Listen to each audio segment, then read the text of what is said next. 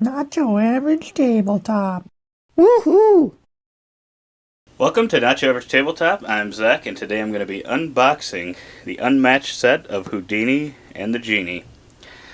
So this one is one that I was able to finally get for Christmas. This one I was really excited about when I heard that they were doing it, because it just sounded like one where you could get, if you've ever played Unmatched, there's different heroes, so to say, or champions that you are playing as, and each one has a deck that we'll get into here that kind of plays differently from one another. And I thought that these two characters could be really cool as to what they might be able to do. So I'm really interested in that. I haven't looked too much, and I probably won't actually read any of the cards because I like to kind of, my first game with each character, just kind of be surprised at what they have. But we'll go through the cards, take a look at them. But yeah, this is one that Unmatched in general this last year, 2022, has been a game that's really skyrocketed up my favorite games list, and now I just almost need anything Unmatched. So yeah, looks like we've got some of the other sets that we've got as well. Some of the Legend sets and the Unmatched Cowboy and Fog, Little Red and Beowulf, Robin Hood, Bigfoot. There's a lot of Unmatched to be gotten if you want it. There's definitely a ton. And it looks like there's a digital edition. So I have not tried that. Let me know in the comments below if you've tried it, if you like that. Might have to maybe look into it. But then we've got the rule book here, and each one of these is pretty similar. It usually just has, it has pretty much the basics that you have in every Unmatched book typically, and then kind of if there's any new mechanisms added from the new set, it kind of has explanations on how those work as well. So usually pretty solid rule books for these ones, but not too long. Pretty solid. Then we've got dials. So these are the health dials.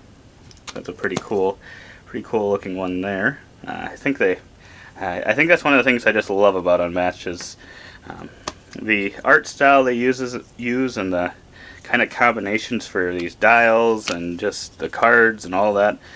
It's just, I don't know how they do it. They're just all so solid, and I feel like a lot of them, there's some that seem or look kind of similar, but they keep them pretty different, which is pretty impressive for how many different sets they have now. But yeah, so we got a few different ones there, but those are all pretty solid. Then we've got a new board. Let's see if it's double. It looks like it is double-sided, but it looks like it might just be the same thing. But they kind of give you the option of having it just kind of be rings, and so you can see kind of all the artwork a little bit better.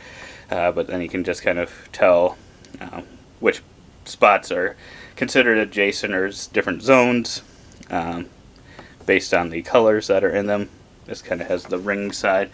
I always like using the side with the filled in areas myself. It just is very clear and obvious as to what is adjacent to what, especially if you're using ranged characters that can kind of attack from kind of the same zone but not necessarily adjacent spots.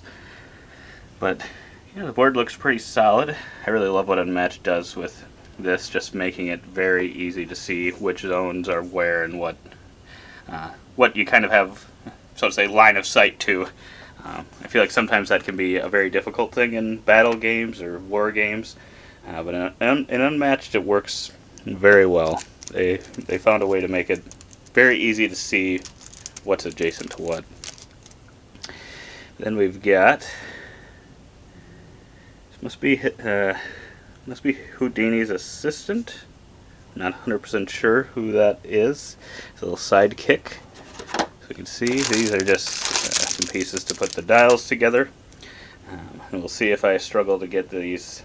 I always struggle to get cards open. So we'll take a quick look at Houdini's deck first. If I can get it open. It's always struggle. It can never be easy. There we go. Yeah, so we've got Houdini, the escape artist. When you take the maneuver action and boost, you may place Houdini in any space instead of moving. That's pretty cool. Okay, so Bess. I don't know much about Houdini, so Bess, I'm assuming is an assistant that he must have had.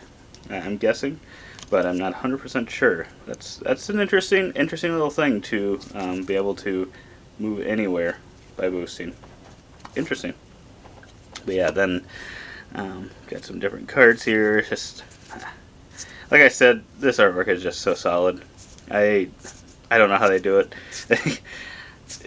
It just has just a really solid look to it that I just love every single deck that I've seen. Some I think are a little more um, scary and not maybe as child friendly as others. If you're playing this with your kids, but I don't think anything's like been too bad. But some are definitely a little more scary in some certain sets. But yeah, this one looks pretty solid. Doesn't look like it'd be all that scary at all, and looks like there'll be some interesting things. Like I said, I don't usually read these until I play my first game with them. So sorry if if I didn't look at the cards long enough to see what they all did, but I just really like looking at the artwork, giving that a first look. So that is Houdini, and we'll get to the Genie. And I really like the purpley pink orange look that they used for the Genie. That actually came open pretty quickly. Infinite power. At the start of your turn, you may discard one card to gain an action. That is very powerful if he can do a lot of damage quickly, where he can not get exhausted by discarding all his cards. That's pretty solid. Interesting. I just like how they come up with new new powers for each one too.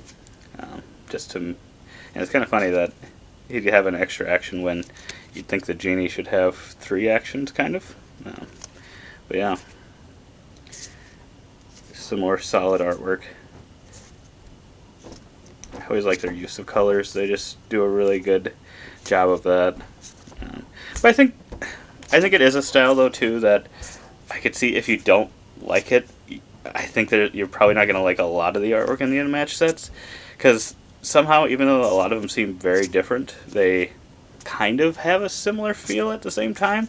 I don't really know how to explain it, but let me know in the comments below if you agree with what I'm saying. Maybe other people think that they all look very, very different, but they're to me they're different, but they're still kind of based in the same some sort of sameness. I don't really know how to describe. But then we've got Houdini. I really like the pose they used here, and these miniatures are always really well done. I think I really love them, and I've seen people paint them and stuff, but I think the way they come is pretty solid. And I've never painted any miniatures myself, so I don't know that I'd want to ruin it by trying it on these. Maybe if I ever did take up painting on miniatures and got good at it, I might paint these, but I think as of right now these look pretty solid. And yeah, the Genie that's really, really awesome. Really cool looking. I don't even know which one I want to play more. I'm just really excited for this set. I've been excited for it ever since they announced it. So yeah, that's everything inside the Unmatched Houdini vs. the Genie set. Let me know in the comments below what your favorite Unmatched set is, or if you've played with this one, let me know what you think of it. Does it compare to some of the other sets? Is it your new favorite? But otherwise, we hope to see you on the next video, and as always, don't forget to keep on nibbling on our content.